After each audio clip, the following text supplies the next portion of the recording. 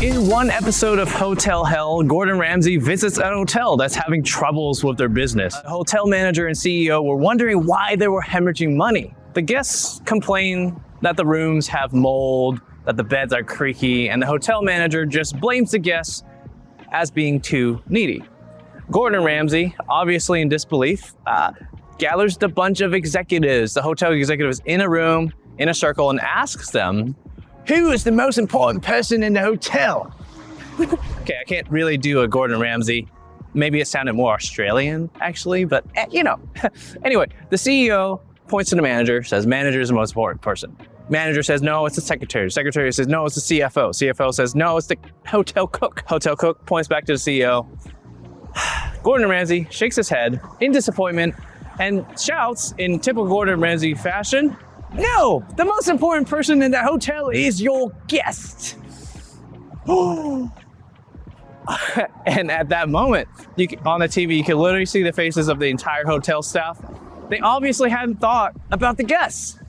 They were so focused on increasing revenue that they forgot to focus on the core problems. I know. How could they forget that? It's so obvious. We're learning UX. Okay, we're learning UX and how to be more user-focused and user-first, but this notion isn't obvious for many businesses. I think things are changing for the better, but in the thick of things, you'd be surprised how many businesses forget about their customers. How do we make sure our investors are happy? How do we make sure our staff are happy? They forget about the users. How do we shove ads in a more user-centered way? Ads make money. If we just shove it in a more user-friendly way, that's good UX. So that's good business, right?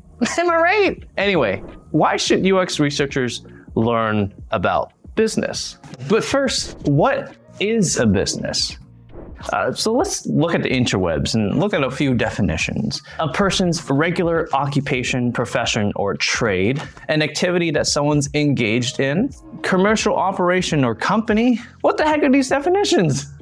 Okay, here's another one. The goals of the business, that might be getting a little closer to defining it. The primary purpose of a business is to maximize profits for its owners or stakeholders while maintaining corporate social responsibility.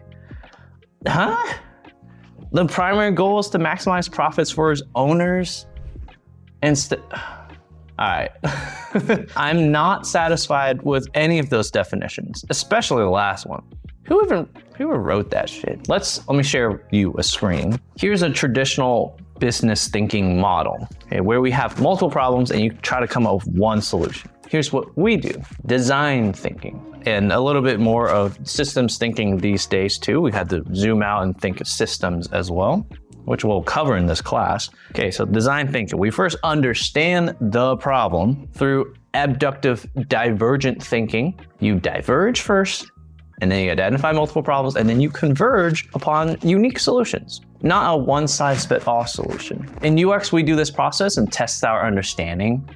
We test our solutions and we iterate and test those iterations. Okay, we know this as the double diamond approach. So going back to our original question, what is a business? A business solves a problem. It solves a problem, just like design. Design solves a problem. Design for the sake of looking pretty is just art. Design in everyday life solves problems. And businesses don't exist without customers, unless it's a gym membership, because you pay the gym membership, you don't show up, but they still make money, knowing that you probably won't stick with your resolution after the New Year's. Unless all of you, since you're bad at UX leaders, you do. But if you don't have customers, you don't have a business. So the next time people want to push customer problems to the side, you remind them of this fact. Businesses exist because you have customers who believe in your solution and you're solving problems for them. And if you forget about the users, you lose your users and then you lose your business. Remind them of that fact.